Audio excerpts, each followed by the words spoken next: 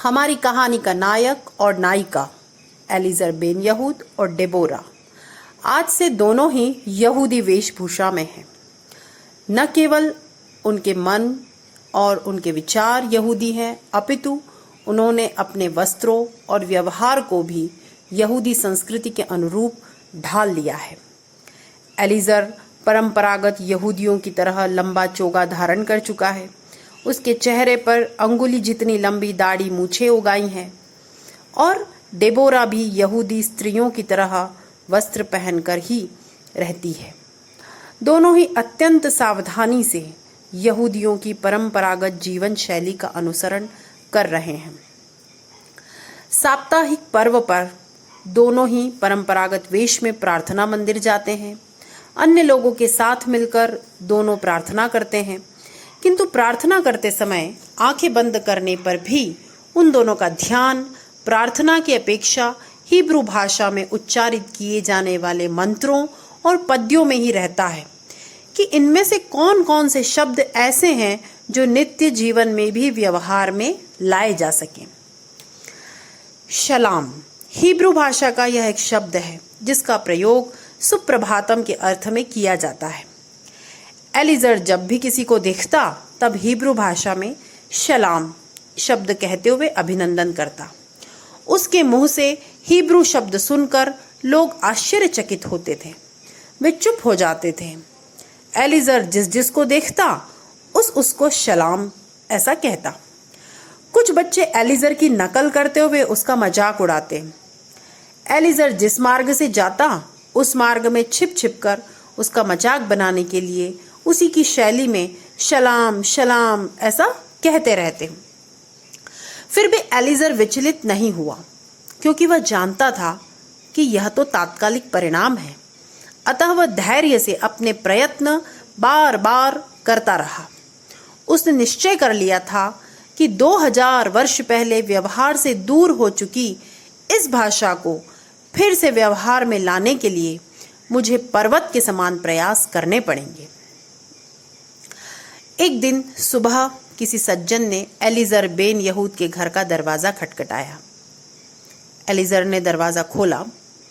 सामने एक व्यक्ति खड़ा था जिसने अपना परिचय दिया। मैं निस्सी बेहर हूँ, एक विद्यालय आरंभ करने वाला हूँ। आप वहाँ शिक्षक के रूप में कार्य करें ऐसा निवेदन करता हूँ। एलिजर ने कहा, मुझे स्वीकार है, किंतु मेरी एक शर्त है। मैं वहाँ केवल और केवल हिब्रू भाषा के माध्यम से ही पढ़ाऊँगा।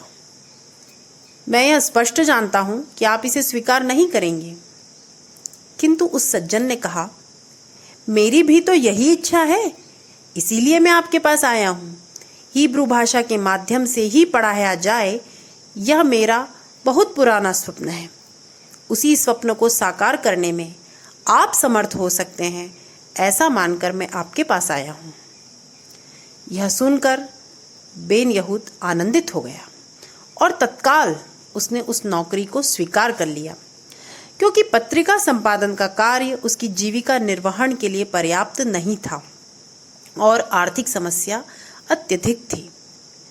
जब बेन यहूद ने यह समाचार डेबोरा को सुनाया तो वह प्रसन्नता से बोली, प्रिय, हम दोनों का भाग्य बड़ा अनुकूल है। उचित समय में ही नौकरी का यह अवसर आपको प्राप्त हुआ है, क्योंकि इतना कहकर डेबोरा चुप हो गई, आगे कुछ न बोली और उसने अपना मुख नीचे कर लिया।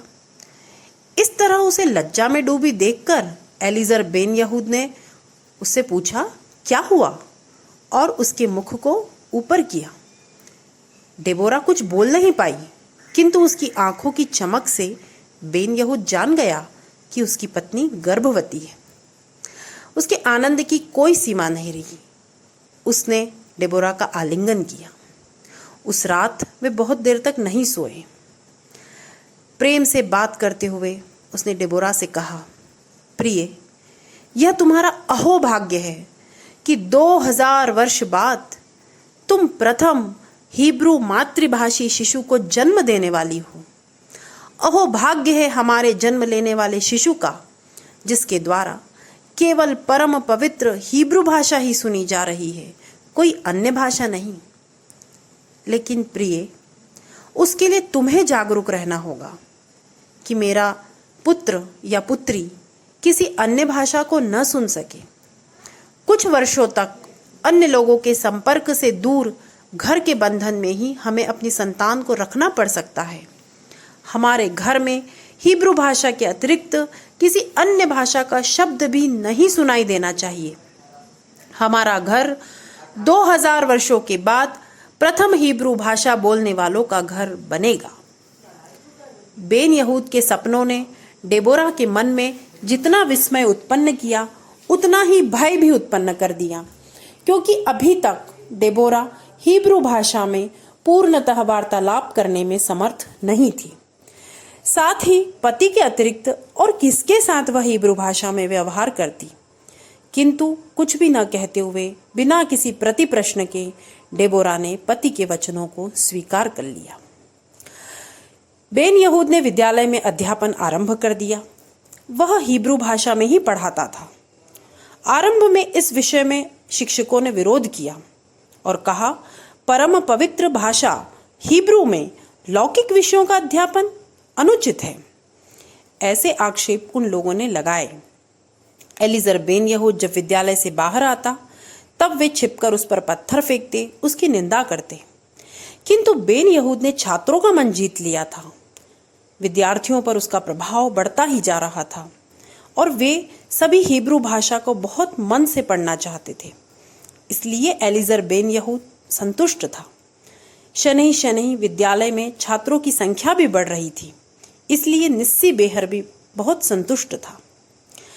एक बार जेरूसलेम नगर के मुख्य मार्ग पर डेबोरा के साथ एलीजर बेन यहूद जोर जोर से हिब्रू भाषा में बात करता हुआ जा रहा था। इसमें उसका एक लक्ष्य था कि सभी व्यक्ति जो उसके आसपास से गुजर रहे हैं वे इस वार्तालाप को अवश्य सुने। एक व्यक्ति ने आश्चर्य से उसको देखा और पूछा, क्षमा करें, आप दोनों किस भाषा में बात कर रहे हैं? एलीजर बेन यहूद ने कहा, हिब्रू भाषा में। तो उस व्यक्ति ने कहा, किंतु हिब्रू भाषा तो कोई नहीं बोलता, वह तो मृत भाषा है।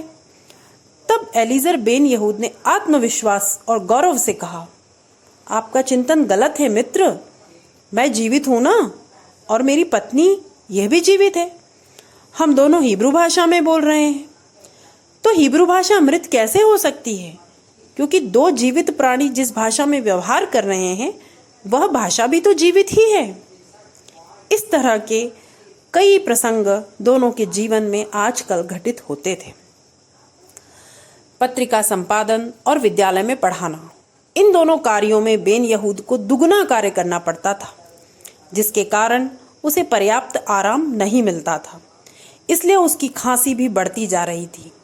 डेबोरा ने जिस चिकित्सक से परामर्श किया उसने बेन यहूद को आराम करने की सलाह दी, किंतु बेन यहूद का मानना था कि स्वयं का स्वास्थ्य उतना महत्वपूर्ण नहीं है। संसार के सर्वप्रथम हिब्रू मातृभाषी शिशु का अच्छी स्थिति में स्वागत करने के लिए, सुख से उसका पालन करने के लिए, अपेक्षित आर्थिक स्थिति प्राप्त करने के लिए दोनों स्थानों पर कार्य करना अनिवार्य है।